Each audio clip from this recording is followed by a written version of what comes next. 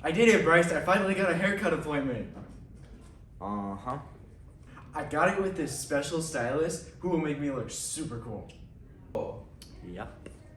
And the best part is, I don't even have to wait that long. Wow. Yeah, I get to go February 31st.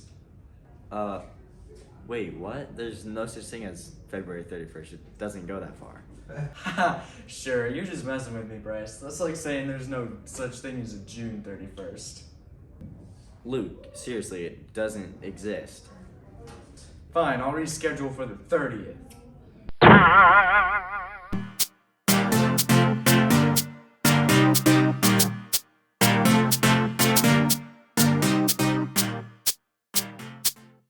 Hey Muskies, it's Kaylee, and I have a very important announcement. Key Club is selling purple and pink bracelets as a reminder of our loved friend Kahina and who she was. One bracelet will be $2 and all the money will be donated to the University of Iowa Stead Families Children's Hospital. The last day to order is March 3rd, and there's a Google form you can fill out, and you can also scan the QR code on the screen to buy one or learn more info.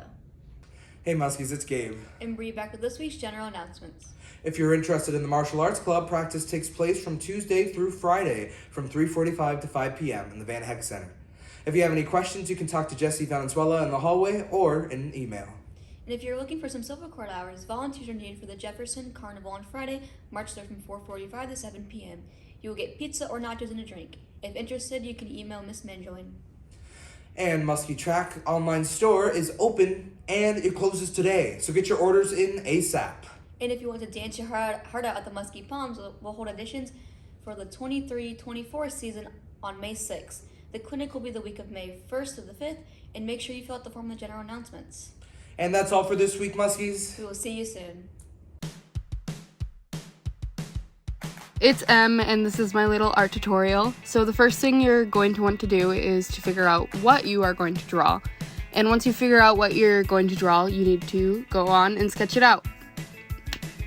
Now you're going to want to add the base layer paint, which is just the tones you want underneath the actual layer of paint, and it's just a thin little coat, just to map it out. The base layer is done drying. You want to go ahead and add the main layer of paint, which is the layer which you shade on, basically the actual color. And for this you want to pick out just a little set palette of colors you want to work with, because if you add too many it can get a little mucky. You can see here I have just a set like 5-6 colors that I'm working with. When you shade, don't use pure black. Always use a muted color like a deep brown or a deep blue, because the black can really muck out your painting very fast. Now that the main layer of skin is done, you can go ahead and add the little highlights, freckles, smaller details that are harder to see.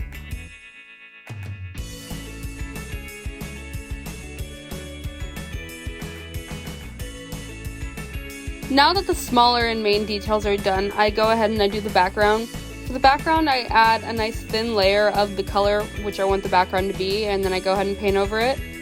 Most people do the background before they do the main subject. However, I like to have the background match the subject and not the subject match the background, so I do it last. It's up to you. Now, after all of that trouble, you have a finished piece that you can show off to all of your friends. Don't forget to sign it. Peace out.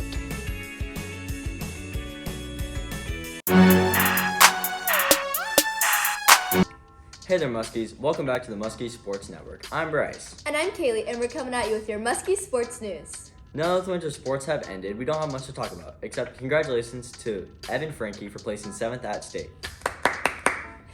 Also, congratulations to all of our wrestlers, swimmers, bowlers, and our basketball team for fantastic seasons.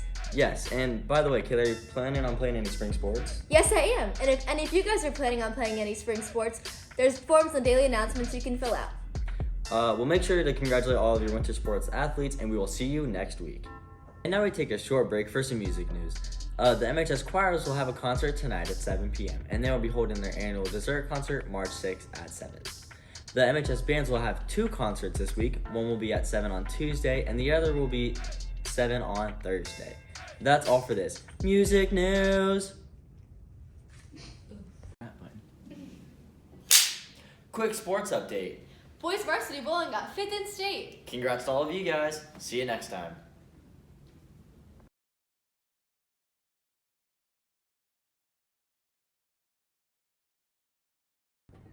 Hey Muskies, I'm here with, Ms. Peterson. and we're gonna get some information about Senior Survivor. So what is the history and what is Senior Survivor? So, right now, if you go onto the high school's website, you can find the original video from the first year that they did Senior Survivor. It was 2011 or 2012, and it started because the student council was throwing some ideas around. They needed some new charity stuff for the spring semester. And the advisor at the time, Elena Bobet, used her experiences in life to develop a competition that would allow students to raise money for the charities in town, ideally. And why do we continue to do it each year? The main reason we continue to do it each year is because it's so special that we have such an opportunity to give back to the local organizations such as the MCSA, Michaela's Hope, Salvation Army, the Flickinger Center, all of those places that sometimes they don't have any subsidies, they don't have money given to them, so we do what we can for them. And what are like some of the rules that they have to follow? The survivors? Yeah. So it's pretty intense. They can only eat the food that we give them. They have to be awake for all of the challenges, which happen, day and nighttime. They aren't allowed to fall asleep. If they fall asleep, they lose points. They aren't allowed to complain. They have to carry a flag around with them for the entire week and they can't set it down. So there are a lot of things that would be a fairly large inconvenience. So like what are the things that like are requirements that each of them like have to do? Or like skills that they would need? It depends. There's not really requirements in terms of skills. However, you do need to know that there are going to be physical challenges that will challenge you physically, and they will be hard. There will be mental toughness challenges, brain games, things that, your brain's gonna wanna give up before your body does. Community challenges, which those are fun because students and the community can get involved. So Jamie Schroeder, some of you might know, is actually coming in on Thursday to do an auction for their survivors. So people in the audience can purchase things for the survivors, and that's another way that we raise money. Well, thank you for teaching us about Senior Survivor. You're welcome. Howdy, Muskies. Your word for this week is harbinger.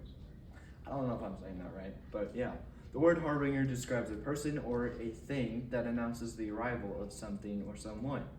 Like how the nice weather last week was a harbinger for the spring to come.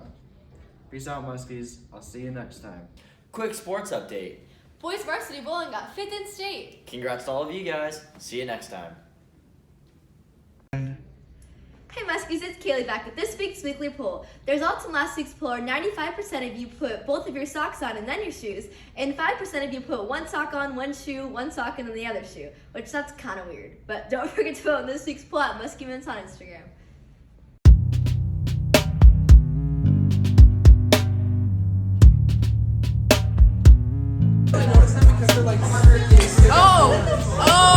Oh!